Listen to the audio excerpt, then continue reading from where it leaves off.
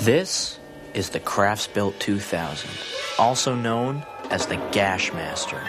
Its 17-inch blade with 248 steel teeth can slice a telephone pole in half in 9.2 seconds. The way I see it, anything with 248 teeth should not be allowed in a school. If you screw up using the Craftsbuilt 2000 or the Nordtron F7 grinder or the Impreg rotary lathe, best case, you'll go home minus a thorax. You see, my philosophy is simple. In a world where there are literally 10 million ways to mutilate yourself on a normal day, why go messing around with tools? It was a philosophy that I based my entire life and school schedule around. That is, until one fateful day last spring when the school schedule gods were in the mood to bust my clams. Because when my new schedule arrived, I saw the one word that I prayed I'd never see. Shop.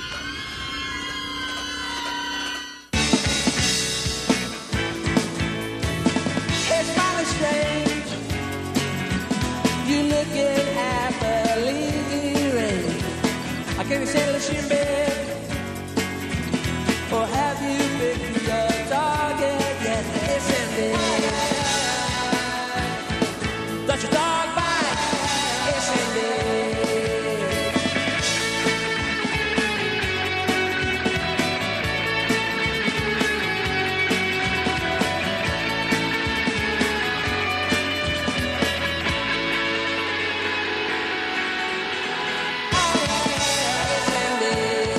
That's your dog bite. It's in there.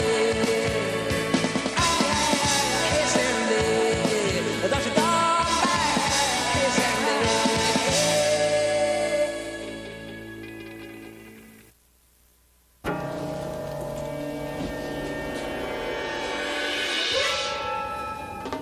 Tools.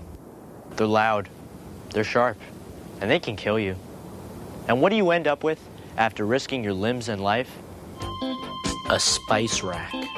Is there anything more pointless in life than a spice rack? And is making a spice rack worth the loss of a body part that I've come to know and love? Obviously, the schedule gods must think so. Either that, or they're into spicy food. And that's where my story begins. In the dungeon that is shop. Real funny. Put my head into a vice. Can you take it out now? It's so funny. Why aren't you laughing, corn boy? Mike, please don't put his head in the vice. What are you, his dad? As a matter of fact, I am his dad. Luckily, like a lot of socket heads, Endless Mike Hellstrom was very easy to confuse. He was one of those high school lifers who always seemed to be in shop. You know the type. Guys with names like Harley and Fleck. Well, here's something you might not have known. Socket heads rule their turf.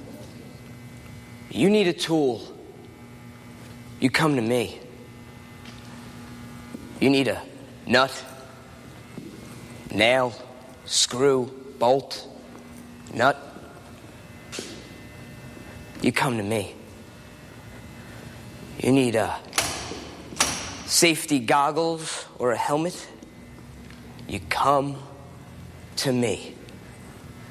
And maybe, if you pay attention and you follow the rules of the class, Mr. Slurm, he might let you work on a special project. Questions? What's a special project? If you deserve to know, you'll know. What's that supposed to mean? Who cares? I don't want to have anything to do with Slurm's special project. I'm just going to sit in the back, get my C, and see you later, shop class. Now, I heard all about Slurm's special project. It's a cryogenic freezer. He wants to freeze his own head when he dies. Really? It's an anti-ballistic fragmentary explosive. What, you guys never heard of those? Teddy, you can't make a bomb in shop class. Want to bet? Besides, I heard that Slurm wants to get the guy back who... Oh yeah, there was something I forgot to tell you about Mr. Slurm. Nobody knew how he lost it, but just like his special project, practically everyone had a theory. I heard he cut it off himself so he could be part tool. Landmine. Mekong Delta, 67. Another theory was that Slurm made his claw and all its attachments himself. In shop class. Wood. Theory and practice. I couldn't believe that I actually had to sit there and listen to this ratchet brain babble on about wood. And what was the story with all those attachments? And I couldn't figure out whether everyone else had been lulled into a hypnotic trance by Slurm's sideshow, or if they were seriously into it.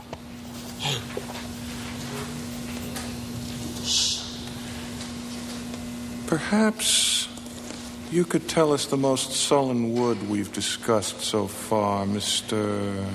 Wrigley. Naugahyde? Mahogany?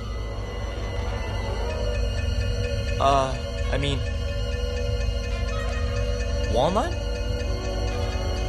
So much for vanishing. Right then I decided that I had too much at stake to cross this guy. It was only the first day, and already Slurm had me pegged. But while one Pete was busted, the other Pete was in business. When he heard I was taking shop, he took an after-school job as an insurance salesman. Our motto is, when you least expect it, expect it. But Pete wasn't selling car insurance or homeowner's insurance. Pete was in the dismemberment business. He had a chart that showed every body part and their value in cash and merchandise. Bill was the only one who bit Pete's bait. I sure didn't, because there was no way that I was even going near the power tools. The Craftsbuilt is not a toy, and it is not just a tool.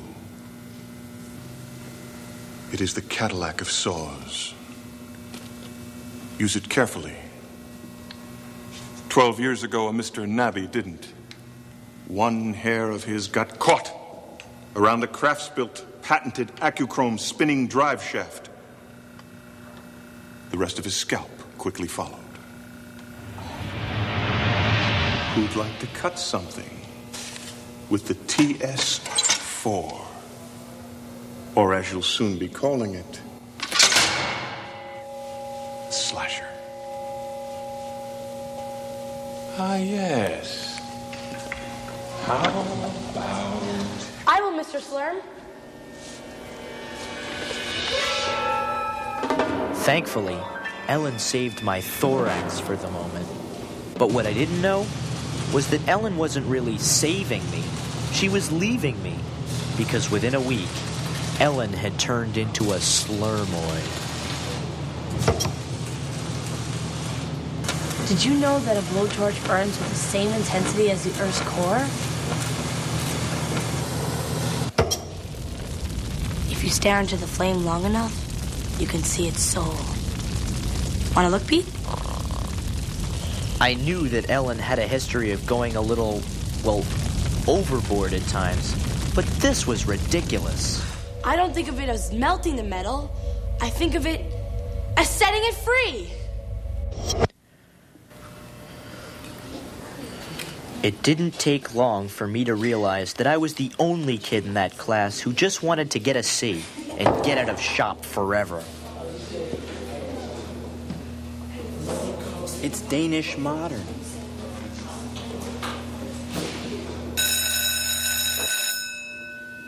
That is, until our midterm projects were due. You're one sick kid, D. You see, Slurm had his own way of grading. Airless, C minus. The Caligari technique. Very good, young lady. B plus.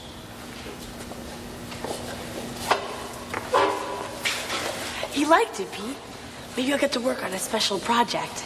I can't believe you want to work on that thing. Why not? It would be an honor. An honor? Are you kidding? Slurm is a...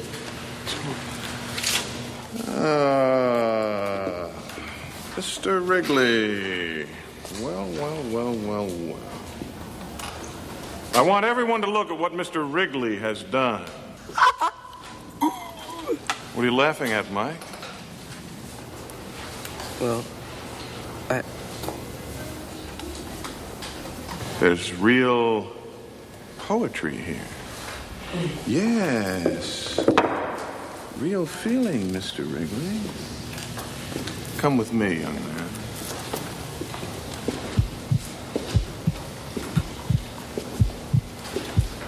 You'll sit here till the end of the term. But... You're going to be part of my special project team. Right alongside Mike. him? For the rest of the semester, Mr. Wrigley, you and I are going to be one.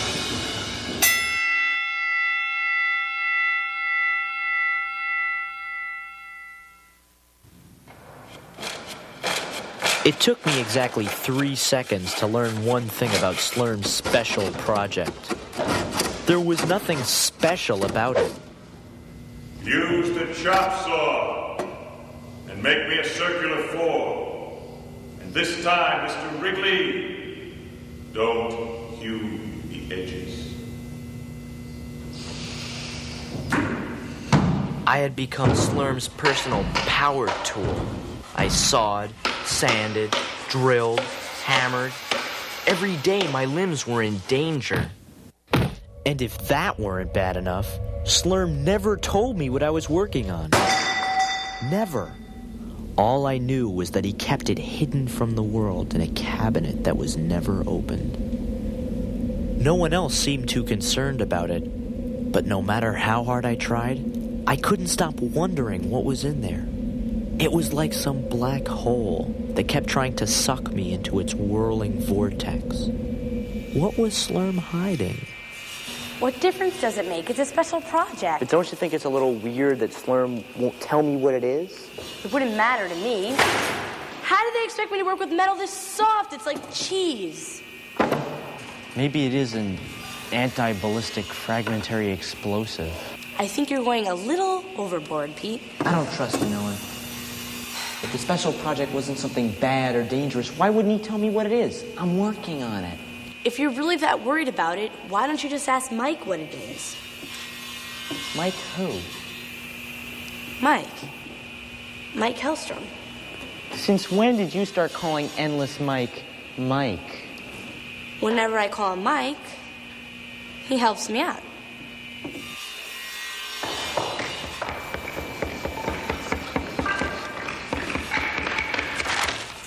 Mike! Oh boy, that craft belt sure does ride like a Cadillac, huh? So, can you believe what Slurm has us making, huh, Mike? Nice try, Carrot Head. How about cutting me a 2x-apply? Thanks, Sawboy. So much for the my friend Mike approach. I thought about going to the police, or even Vice Principal Lergner, but I had no evidence. They would have just laughed in my face. Somehow, I had to sneak a look at the plans to the special project.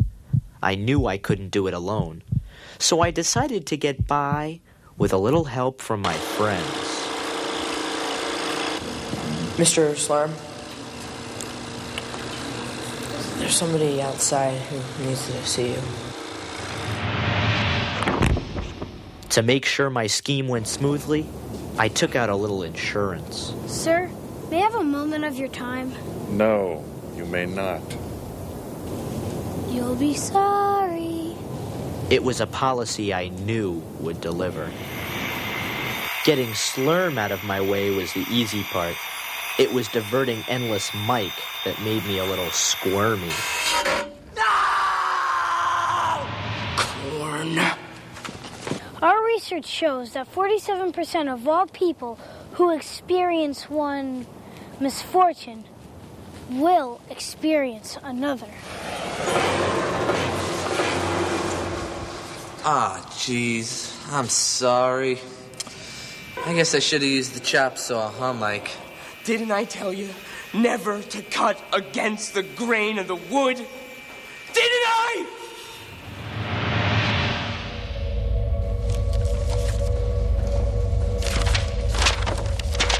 Mr. Wrigley,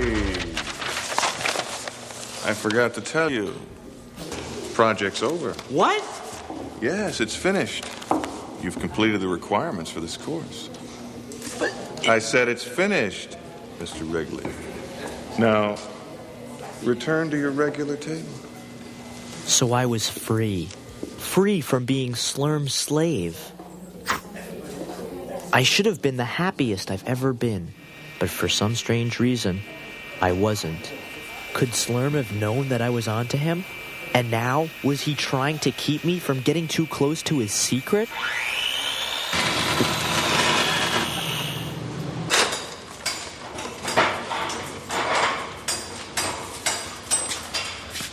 I just couldn't shake the sinking feeling that I had helped Slurm build something evil. Who knows what that twisted psychoid had me working on? If only I had proof of what he was up to, I'd nail that freak show for sure. So on the night before our final class, I decided to find out for myself. Once and for all.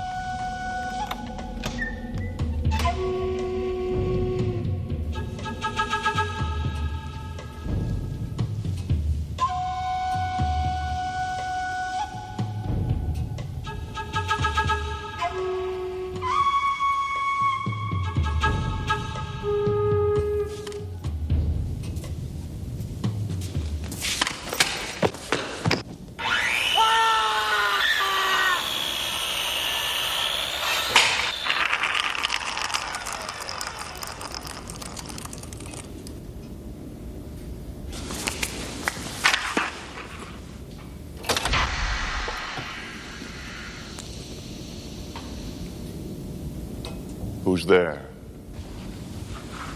Who's there? I know somebody's out there.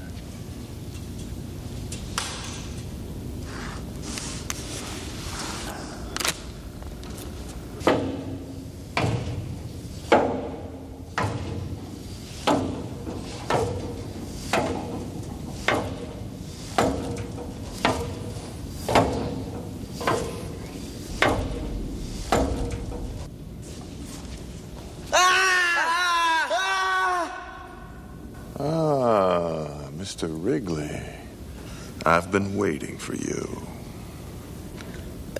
Good. Because there's something I want to talk to you about. I demand to know what I've been working on. You demand? Come into my office, Mr. Wrigley. Sit down, Mr. Wrigley.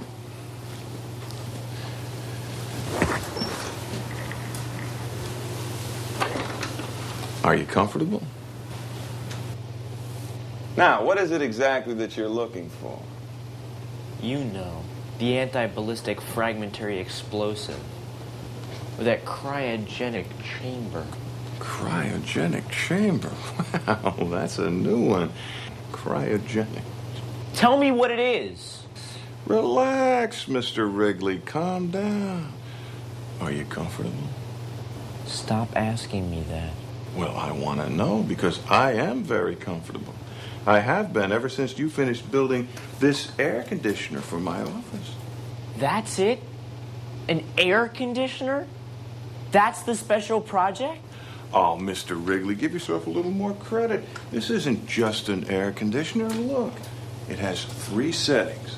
Low, medium, and over here we have high. I prefer medium. You feel that?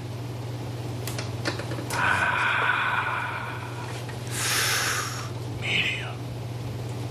But That's not fair. Fair. You have no idea what fair is, Mr. Wrigley.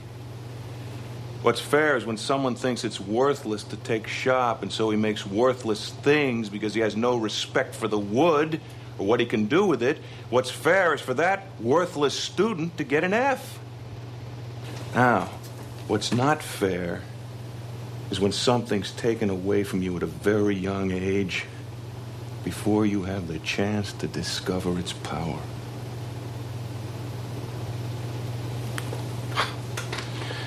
Every year there's one just like you. And every year we make a little deal, and in the end everyone's happy. I get what I want, and you get your C. Now, there's one more favor we can do for each other.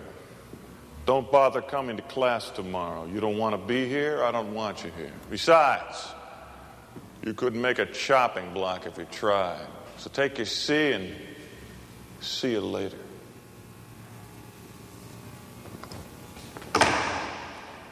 Wrigley, what are you doing? Making something.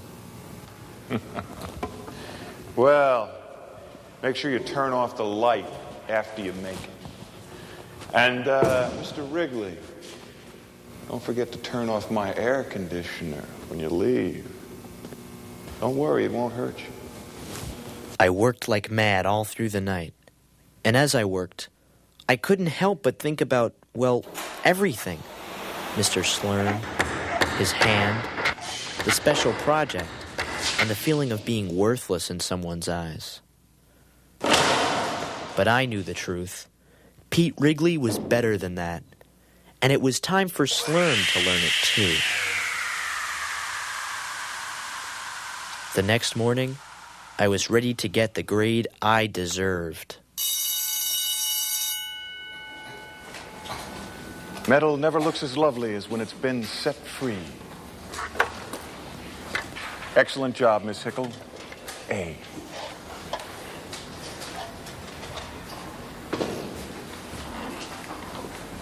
Well, Mr. Wrigley.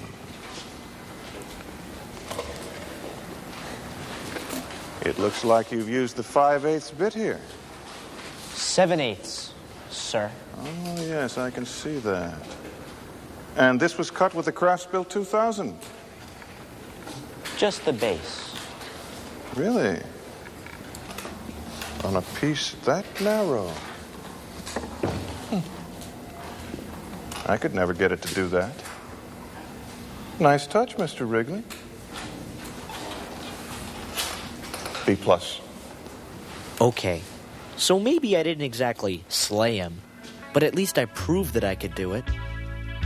And I guess that's what Mr. Slurm wanted me to learn all along.